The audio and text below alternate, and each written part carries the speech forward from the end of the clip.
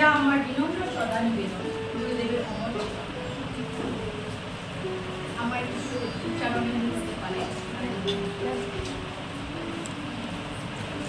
25শে বৈশাখ 1268 বঙ্গাব্দ পশ্চিমবঙ্গের জোড়াসাঁকোর ঠাকুর বাড়িতে দেবেন্দ্রনাথ ঠাকুর ও সারদা দেবীর স্নেহ ছায়ায় তুমি জন্ম নিলে এক শান্ত সকালে। একটি নতুন যুগের সূচনা হল নিঃশব্দে, যার প্রতিধ্বনি আজও শোনা যায় কবিতার ছন্দে, গানের সুরে আর মানবতার আকারে। গীতাঞ্জলির পঙ্ক্তিতে তুমি স্পর্শ করে অসীম, যেখানে ভগবান, মনুষ্য আর প্রকৃতি একাকার। সেই শব্দের জাদুতে বিচ্ছ মঞ্চ নত হলে 1320 বঙ্গাব্দে তুমি হয়ে গেলে প্রথম এশীয় নোবেল জয়ী সাহিত্যিক।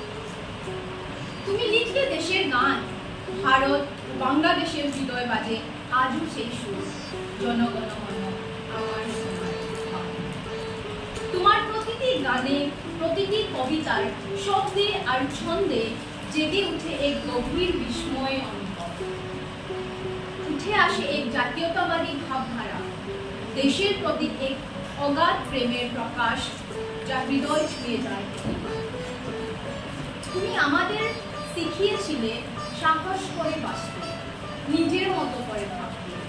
তাই শান্তিনিকেতনে গড়ে তুলে বিশ্বভারতী, এক মুক্ত পাঠশালা, যেখানে প্রাচ্য ও পাশ্চাত্যের শিক্ষা মিলে একসাথে, আর ভাষা, সংস্কৃতি ও জ্ঞানের বিনিময় গড়ে ওঠে এক বিশ্বজনীন চেতনা।